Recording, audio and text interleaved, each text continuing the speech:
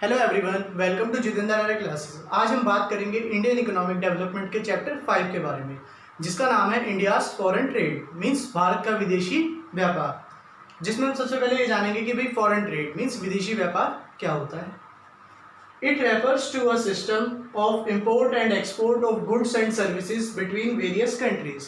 कहने का मतलब ये एक ऐसा सिस्टम है जिसमें इम्पोर्ट एंड एक्सपोर्ट, आयात और निर्यात होता है किन चीज़ों का, गुड्स एंड सर्विसेज का, जो भी जरूरी हमारी आवश्यकताओं की वस्तुएं हैं उनका, और जो भी हमारी आवश्यक सर्विसेज हैं उनका, बिटवीन वेरियस कंट्रीज। विभिन्न विभिन्न देश आपस में मिलकर गुड्स एंड सर्विसेज का इंपोर्ट एंड एक्सपोर्ट करते हैं, उसे कहते हैं हम फॉरेन ट्रेड।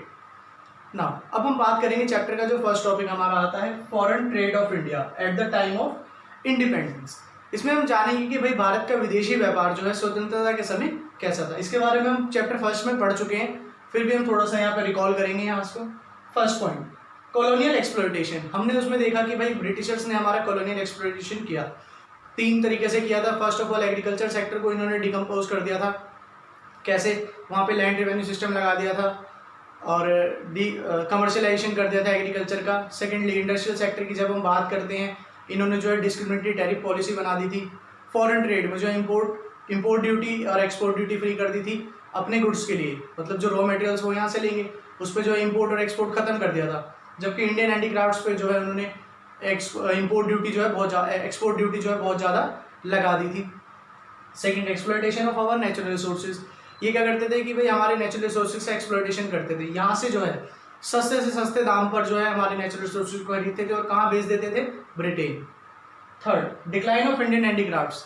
भारतीय हस्तशिल्प उद्योग, उसका डिक्लाइन कैसे हुआ, उनका डिक्लाइन जो है इन्हीं की वजह से हुआ। इन्होंने जो है सबसे खतरनाक पॉलिसी बनाई, डिस्क्रिमिनेटरी टैरिफ पॉलिसी। इस पॉलिसी में यह था कि भाई ब्रिटिशर्स जो भी इंपोर्ट एंड एक्सपोर्ट करेंगे इंडिया से, उस पर कोई ड्यूटी नहीं लगेगी। जबकि अगर इंडियन हैंडीक्राफ्ट्स को अगर बाहर भेजना है, मतलब आपको एक्सपोर्ट करना है, तो आपको जो है ड्यूटी डबल देनी पड़ेगी, 2 से 3 टाइम्स देनी पड़ेगी। तो इस कारण इंडियन हैंडीक्राफ्ट्स डिक्लाइन हुआ। इन्होंने एक बात ये भी देखी कि भाई इंडियन हैंडीक्राफ्ट्स की डिमांड जो है ऑल ओवर द वर्ल्ड बहुत ज़्यादा है, क्योंकि इंडियन हैंडीक्राफ्ट्स जो है टोटली हैंडमेड होते थे। अब हम बात करते हैं point 4, exploitation as a market for British industrial goods. अब भाई एक तरह से और ये एक्सप्लॉयटेशन हमारा करते थे कि भाई इन्हें गुड्स, रॉ मटेरियल तो यहाँ से ले गए ब्रिटेन में जो है कन्वर्ट करके यहाँ पे ले आए बेचने के लिए। अब बेचने के लिए ले आए, मार्केट में जो इंडियन हैंडीक्राफ्ट गुड्स भी बिक रहे थे और जो है ब्रिटिश इंडस्ट्रियल गुड्स भी बिक रहे थे, पर मार्केट में जो है सेल किसकी ज़्यादा हो रही थी, ब्रिटिश इंडस्ट्रियल गुड्स की। क्यों? क्योंकि वो चीप रेट्स पे यहाँ पे अवेलेबल थे, दिखने में भी दिखने में भी उनकी लुकिंग बहुत अच्छी थी और गुड क्वालिटी थी। जबकि बिग इंडियन हैंडीक्राफ्ट्स के गुड्स भी रहे थे, उनमें दिक्कत ये थी कि भाई वो बहुत ही कॉस्टली थे, दिखने में तो अट्रैक्टिव थे, पर उनकी केयरिंग जो है बहुत ज़्यादा चाहिए होती थी।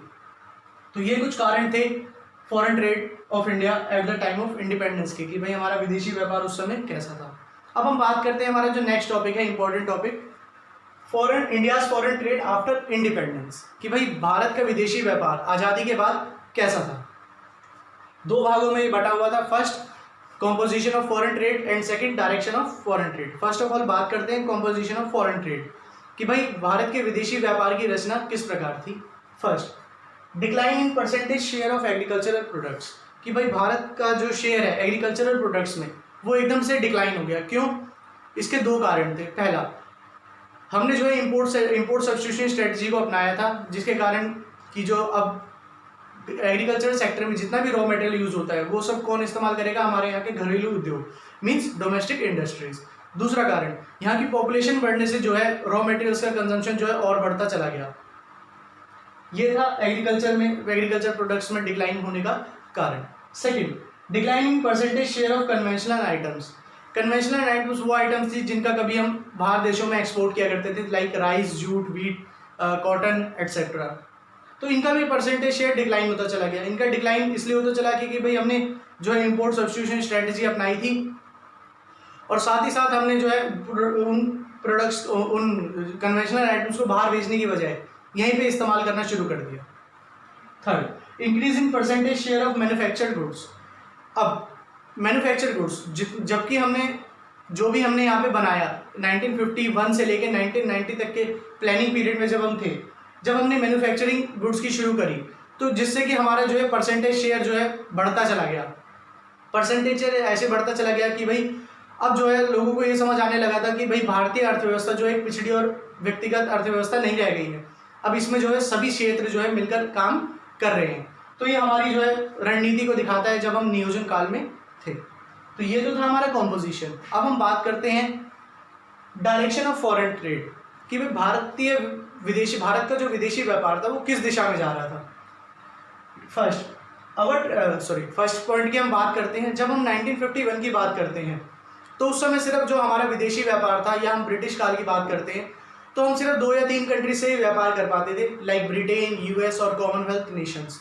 उसमें से भी लगभग मोर देन 50% व्यापार हमारा कहाँ से होता था? ब्रिटेन से, क्योंकि उन्होंने रेस्ट्रिक्ट कर रखा था ना। अब जब हम प्रेजेंट टाइम की बात करते हैं, our trading partners has expanded over time. Presently major partners are UAE, China, USA, Australia, Iran etcetera. कहने का मतलब अब प्रेजेंट टाइम की जब अब बात हो रही है कि भाई भारत का जो है ट्रेडिंग पैटर्न बहुत अच्छा हो चुका है, और इसके साथ साथ जो है ट्रेडर्स भी जुड़ते जा रहे हैं। कौन कौन से देशों के ट्रेडर्स? कुछ मुख्य कंट्रीज हैं यहाँ पे, यूएई हमारी है, चाइना है, ऑस्ट्रेलिया है, यूएसए है, ईरान है। इन सब के साथ भी हमारा व्यापार जो है बढ़ता चला जा रहा है। और भी काफ़ी सारी कंट्रीज हैं, ऑस्ट्रेलिया है, स्विट्जरलैंड है, श्रीलंका है, ये सब। जबकि ये स्थिति जो है 1951 की स्थिति से बिल्कुल अलग है। Second, in recent years our leading trade partners is UAE. ऐसा इसलिए है कि भाई यूएई के पास जो है क्रूड ऑयल मीन्स कच्चे तेल के भंडार जो है बहुत ही भारी मात्रा में है, और सबसे ज़्यादा जो है कच्चा तेल यूएई से कौन खरीदता है? भारत। तो इसलिए हमारा लीडिंग पार्टनर है। Third, India's export share. अब हम बात करते हैं कि भाई इंडिया जो है एक्सपोर्ट किन किन देशों को करता है और उसका शेयर कितना है। फर्स्ट ऑफ ऑल देखते हैं यूएसए। सबसे ज़्यादा एक्सपोर्ट जो है इंडिया किसे करता है? यूएसए को, 15.3%। उसके बाद सेकंड नंबर आता है यूएई का, मींस संयुक्त अरब अमीरात, उससे कितना करता है? 11.3%। फिर आता है चाइना, 3.7%। ये तो दे भाई इंडिया का एक्सपोर्ट शेयर कि भाई भारत जो है निर्यात कितना करता है। अब हम बात करेंगे next, India's import share. Bharat जो है कितना आयात करता है? चाइना से करता है 15.9%। सबसे ज़्यादा जो है हम सामान कहाँ से मंगाते हैं? चाइना से। अप्रॉक्स 16% हमारा यहाँ चाइना से आता है पूरे वर्ल्ड में। फिर यूएसए 5.8%। उसके बाद सेकंड लार्जेस्ट सामान हम कहाँ से मंगाते हैं? यूएसए से। और तीसरा जो मुख्य सामान मंगाते हैं वो कहाँ से मंगाते हैं? सऊदी अरेबिया से, 5.2%। और उसके अलावा बचा हुआ सामान हम रेस्ट ऑफ द वर्ल्ड अलग अलग कंट्रीज से मंगाते हैं। यहाँ पे हमने 3 कंट्रीज का एग्जाम्पल इसलिए लिया है कि भाई हमारे जो मेन ट्रेडिंग पार्टनर्स हैं वो ही हैं, इसलिए। अब आप इसको नोट डाउन करेंगे। नाउ अब हम बात करेंगे, हमारा जो नेक्स्ट टॉपिक है inward looking trade strategy / import substitution strategy. इसको 2 नाम से हम जानते हैं। बेसिकली इस पॉलिसी के बारे में पढ़ेंगे कि भाई ये पॉलिसी जो है या स्ट्रेटजी जो है क्या थी। First, it refers to the policy of reliance on import substitution, कि मतलब ये एक ऐसी पॉलिसी थी जिसमें ज़्यादा जोर किस पे दिया गया? इंपोर्ट सब्स्टिट्यूशन, कि मतलब बाहर से जो हम चीज़ें इंपोर्ट कर रहे हैं उस पर रोक लगाई जाए या बंद कर दिया जाए उसे। And protection to the domestic industry through import restrictions and import duties in the areas of international trade. और अपने जो घरेलू उद्योग है मीन्स जो डोमेस्टिक इंडस्ट्रीज हैं उनका जो है प्रोटेक्शन किया जाए। किस प्रकार से? जो कि इंटरनेशनल कंपनीज हैं या जो भी हम जिन कंट्रीज से इंटरनेशनल ट्रेड करते हैं उन पे जो है इंपोर्ट रेस्ट्रिक्शंस लगाए जाए, कि मतलब कुछ प्रतिबंध लगाए जाएँ इंपोर्ट से रिलेटेड, और इंपोर्ट ड्यूटीज़ लगाई जाए। ये है हमारा इनवर्ड लुकिंग ट्रेड स्ट्रेटजी। इसमें बेसिकली जो है 4 बातों पर ध्यान दिया गया। पहली, it implies domestic production of those goods which the economy importing from the rest of the world. पहली बात कि इसमें इन चीज़ों का प्रोडक्शन करना जोड़ दिया गया, इन चीज़ों के प्रोडक्शन पे, कि जिसको हमारी कंट्री बाहर देशों से मंगाती है, कि मतलब बाहर देशों से जो हम प्रोडक्ट्स मंगाते हैं उनको बाहर से ना मंगा के अपने देश में प्रोडक्शन करने पर ज़्यादा जोर दिया गया। Second, foreign exchange was to be utilised for developmental improves. जो भी हमारे पास उस समय थोड़ा बहुत फॉरेन एक्सचेंज बचा था उसको हमने किस लिए यूज़ किया? डेवलपमेंटल इम्पोर्ट्स के लिए, कि भाई हमारे पास जो है अगर कोई मशीन नहीं है या कोई टेक्नोलॉजी ऐसी नहीं है तो हम उसको मंगाएं, वो भी बहुत ही रेयर केसेस में। ठीक है। Second, third, government prefer to economise the use of foreign exchange rather the maximise the generation of foreign exchange. उस समय थर्ड जो काम हमारा हुआ, गवर्नमेंट ने यहाँ पे छोटी सी गलती करी कि भाई गवर्नमेंट ने फॉरेन एक्सचेंज को कम से कम इस्तेमाल करने का सोचा, जबकि गवर्नमेंट ने ये नहीं सोचा कि भाई उस समय जो है हम फॉरेन एक्सचेंज को किस प्रकार बढ़ाएं। तो यहाँ पे ये गवर्नमेंट का थोड़ा सा साइड इफेक्ट था इस पॉलिसी में।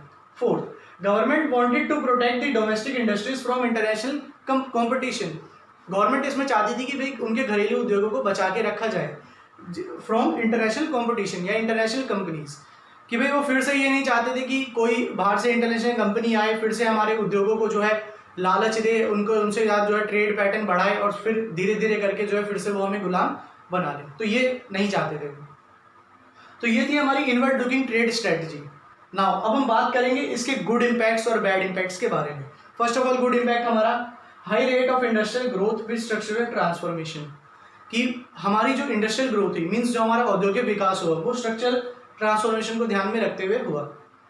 अब हम इसमें जो बात करेंगे सिर्फ जो इंडस्ट्रियल सेक्टर से, मतलब इंडस्ट्रियल सेक्टर से टोटल जो प्रोडक्शन आता था जीडीपी में उसका कितना शेयर था। 1951 की बात करते हैं तो टोटल 100 में से 12% शेयर किसका आता था, ओनली इंडस्ट्रियल सेक्टर का, जो कि हमारी जीडीपी में रोल प्ले करता था। जब प्लानिंग पीरियड पूरा हुआ 1991 तक आते आते ये हो गया 25%, कि भाई अब जो है 25% हिस्सा कहाँ से आने लगा, इंडस्ट्रियल सेक्टर का जीडीपी में प्लानिंग पीरियड के बाद। ठीक है, ऐसा क्यों हुआ, स्ट्रक्चरल ट्रांसफॉर्मेशन, कि भाई अब प्लानिंग पीरियड में हमने जो है सभी सेक्टर्स पे बराबर ध्यान दिया। यही कारण था कि भाई 1951 में हमारी ग्रोथ परसेंटेज कितनी थी जीडीपी में इंडस्ट्रियल सेक्टर की, 12%, और वो 1991 तक आते आते हो गई 25%। Second, diversification of industrial growth. अब जो है औद्योगिक क्षेत्र का जो है डाइवर्सिफिकेशन होने लगा, बहुत सारी बड़ी बड़ी इंडस्ट्रीज यहाँ पे खुलने लगी। एग्जाम्पल्स, हमारे पास पहली इंडस्ट्री जो खुली heavy electrical goods industry, second automobile industry, third engineering industries, बहुत सारी मशीनों की इंडस्ट्रीज वगैरह खुलने लगी, और एक इनमें नई इंडस्ट्री जो खुली थी सनराइज इंडस्ट्री, ये इसका बेटर एग्जाम्पल है। थर्ड, अपॉर्चुनिटीज ऑफ इन्वेस्टमेंट, कि भाई इसने जो है अपॉर्चुनिटीज बढ़ाई इन्वेस्टमेंट में, जब ये स्ट्रेटजी अपनाई गई इससे क्या हुआ, इन्वेस्टमेंट में अपॉर्चुनिटीज बढ़ी, और इन्वेस्टमेंट में सबसे ज़्यादा अपॉर्चुनिटीज कहाँ बढ़ी, स्मॉल स्केल इंडस्ट्रीज में। स्मॉल स्केल इंडस्ट्रीज के बारे में हम जानते हैं कि भाई स्मॉल स्केल इंडस्ट्री वो इंडस्ट्री होती है जिनका इन्वेस्टमेंट 5 करोड़ से कम है। ठीक है, अब यहाँ पे हम जानते हैं कि स्मॉल स्केल इंडस्ट्रीज में जो है इन्वेस्टमेंट तो 5 करोड़ से कम होती है, और साथ ही साथ जहाँ पे लेबर वर्क जो है ज़्यादा होता है, जबकि मशीन वर्क पे यहाँ बहुत रेयर ध्यान दिया जाता है। तो इसलिए जो है यहाँ पे एम्प्लॉयमेंट की अपॉर्चुनिटीज़ बढ़ती हैं, साथ ही साथ इन्वेस्टमेंट की अपॉर्चुनिटीज़ भी यहाँ पे बढ़ती हैं। ये तो थे हमारे गुड इम्पैक्ट्स। अब हम बात करते हैं बैड इम्पैक्ट्स के बारे में। First, growth of inefficient public monopolies. First bad impact हमारा है कि भाई उस समय जो है लगभग एंटरप्राइजेज या जितनी भी अंडरटेकिंग्स थी लगभग किसके हाथ में थी, गवर्नमेंट के हाथ में। और इसका सबसे बड़ा साइड इफेक्ट ये था कि भाई ये जो है वेस्टेज ऑफ रिसोर्सेज बहुत ज़्यादा कर रहे थे।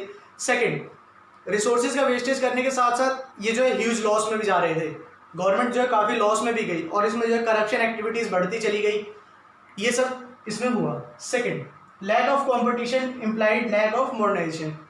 कहने का मतलब कि भाई जहाँ पे कंपटीशन नहीं होता है वहाँ पे जो है आधुनिकीकरण भी नहीं हो पाता है। इसको एक हम एग्जांपल से समझते हैं। 1951 से लेकर 1990 तक की जब हम बात करते हैं तो हमारे पास जो है लगभग कंपटीशन के लिए इंडस्ट्रीज तो थी नहीं, क्योंकि लगभग अंडरटेकिंग्स किसके हाथ में थी, गवर्नमेंट के हाथ में, और गवर्नमेंट जो है अपने मन मुताबिक काम करती थी। ठीक है, अब इसको कंपैरिजन करते हैं, जैसे आज मान लो एक मोबाइल कंपनीज यहाँ पे बहुत सारी हैं इंडिया में। ठीक है, हर कोई कंपनी चाहती है कि भाई हम अपने कंज्यूमर्स को जो है ज़्यादा से ज़्यादा खुश रख पाएँ।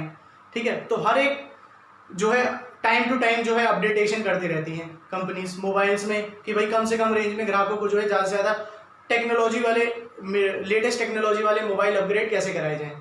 तो बहुत सारी कंपनीज के बीच में कंपटीशन चलता रहता है, जो अपने आप को टाइम टू टाइम अपडेट करती जाती हैं वो कंपनी बहुत ऊपर चली जाती हैं, और जो कुछ अपने आप को अपग्रेड नहीं कर पाती हैं वो मार्केट से ऑटोमेटिकली बाहर हो जाती है। कहने का मतलब कि भाई हर कोई कंपनी चाहती है कि हम मार्केट में जो है ज़्यादा से ज़्यादा ऊपर स्टैंड करें, और वो स्टैंड जब ही करेंगे जब इनके पास कंपटीशन के लिए बहुत सारी कंपनीज आसपास होंगी।